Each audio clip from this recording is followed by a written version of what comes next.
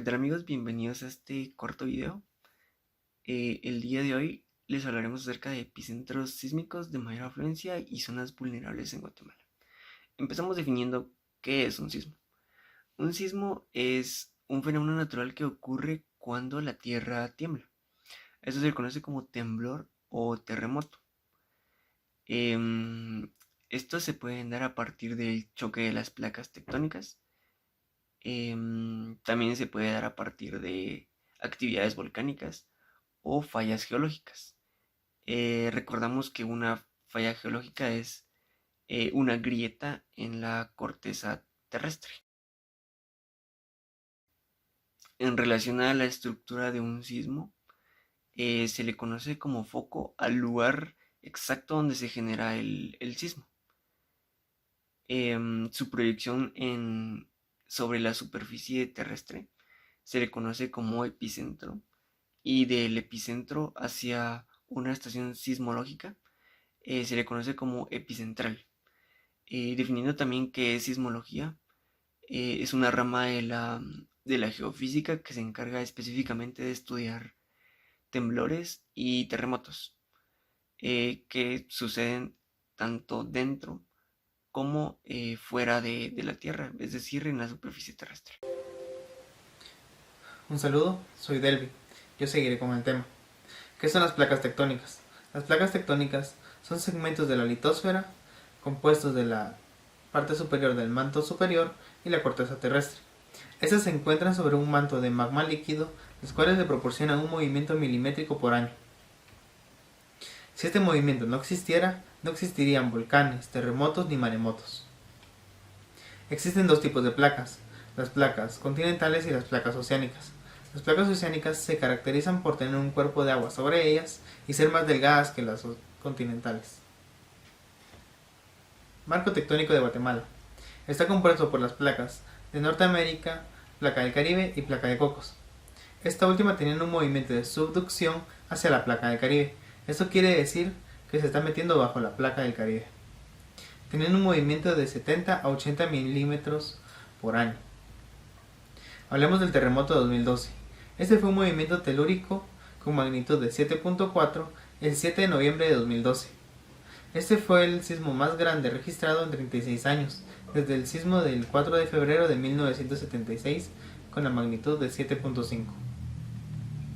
De este sismo existieron más de 180 réplicas, las cuales 5 afectaron a Guatemala, así dificultando el trabajo de los rescatistas. Teniendo en cuenta los conceptos y definiciones básicas respecto a los sismos, nos queda la inquietud de saber si estos pueden medirse y si sí, qué relación tienen con las matemáticas. Y efectivamente, gracias a las matemáticas pueden determinarse las magnitudes de estos, para ser específicos a través de la escala de magnitud de momento. ¿Pero qué es la escala de magnitud de momento? Bueno, la escala de magnitud de momento caracteriza a un número en específico que puede determinar el tamaño y la cantidad de energía liberada durante el momento sísmico. Y ahora, ¿qué es el momento sísmico? El momento sísmico representa la energía liberada en un punto en específico durante un periodo de tiempo, el cual generalmente se manifiesta en forma de calor. A la magnitud de momento la podemos representar como m sub w, y su fórmula es magnitud de momento es igual al logaritmo decimal del momento sísmico menos 9.05 partido dentro de 1.5. Esta expresión es logarítmica, ya que representa un valor enorme respecto al valor del momento sísmico. Para poder ejemplificar lo anterior, nos basaremos en el siguiente problema que nos dice: ¿cuánta más energía es liberada en una magnitud de momento de 7 respecto a una magnitud de momento de 5? Y para este ejercicio nos basaremos en los datos del catastrófico terremoto del 7 de noviembre del 2012, que como sabemos azotó fuertemente a Guatemala y tuvo una magnitud de momento de 7.4, y su réplica más fuerte fue de 5.1. Entonces en este momento sustituimos los valores para poder resolverla y poder determinar las diferencias de las magnitudes. Entonces decimos que la magnitud de momento, en este momento empezaríamos con el 7 y sería 7 es igual al logaritmo decimal del momento sísmico menos 9.05, todo esto partido dentro de 1.5. Si en ambos lados de nuestra ecuación la multiplicamos por 1.5, nos queda que 7 por 1.5 va a ser igual al logaritmo decimal del momento sísmico menos 9.05. Multiplicando 7 por 1.5 nos quedaría 10.5. Si en ambas partes de nuestra ecuación la sumamos por 9.5, nos quedaría entonces que 10.5 más 9.05 va a ser igual al logaritmo decimal del momento sísmico. Entonces nos quedaría finalmente como logaritmo decimal del momento sísmico es igual a 19.55. Aplicando las leyes correspondientes de los logaritmos, nos queda que el momento sísmico es igual a 10 elevado a la 19.55. Ahora bien, si aplicamos el mismo procedimiento con nuestra magnitud de momento de 5, nos quedaría de la siguiente forma. 5 será igual al logaritmo decimal del momento sísmico menos 9.05 partido dentro de 1. Aplicando los mismos procedimientos, nos quedaría entonces 7.5 más 9.05 va a ser igual al logaritmo decimal del momento sísmico. Entonces nos quedaría que el logaritmo del momento sísmico va a ser igual a 16.55.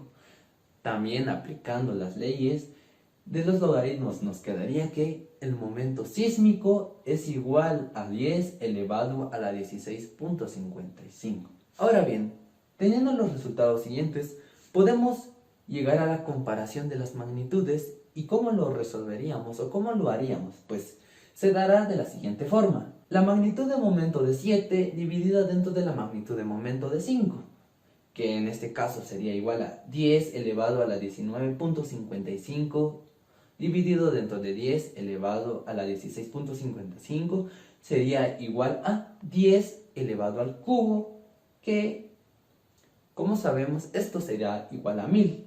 Entonces, ¿qué nos da a entender esto? Que la diferencia de un sismo de magnitud 7 a uno de magnitud 5 es 1000 veces más la energía liberada. Y si nos damos cuenta, dentro de 7 y 5 hay dos escalas, por lo tanto, en otras dos escalas esto se multiplicará por 1000 y ya no serían miles, sino que millones de veces más las diferencias. Y bueno, y es de esta manera que podemos determinar las diferencias de los sismos a través de fórmulas matemáticas, a través de la ayuda de la matemática. Entonces podemos concluir en que la diferencia de energía liberada en una magnitud de momento mayor a otra es 1000 veces e incluso millones de veces más. También podemos concluir en que es cierto que podemos medir o cuantificar la energía liberada durante un momento sísmico, pero no podemos precisar o poder definir con exactitud un día, una hora o el minuto exacto en el que sucederá. O al menos en la actualidad, con la tecnología que contamos, quizá en un futuro esto sí sea posible. También podemos definir que Guatemala está distribuida por 3 placas tectónicas, que serían la de Norteamérica, la del Caribe y la de Cocos. Pero haremos mayor énfasis en la de Cocos y en la del Caribe, que estas son las encargadas de producir los temblores, los movimientos telúricos y también la formación de volcanes. En base a lo anterior, podemos dejar algunas recomendaciones y para empezar, recomendamos a todas aquellas personas que estén habitando dentro, fuera o a los alrededores de estas regiones en donde se encuentran dichas placas, que tomen medidas necesarias y que se informen para poder evitar en un futuro catástrofes mayores. Adjuntado en este video dejaremos un enlace el cual los llevará a una charla donde se explicará de la mejor manera posible lo que hay que hacer y cómo debe de hacerse en dichos contextos.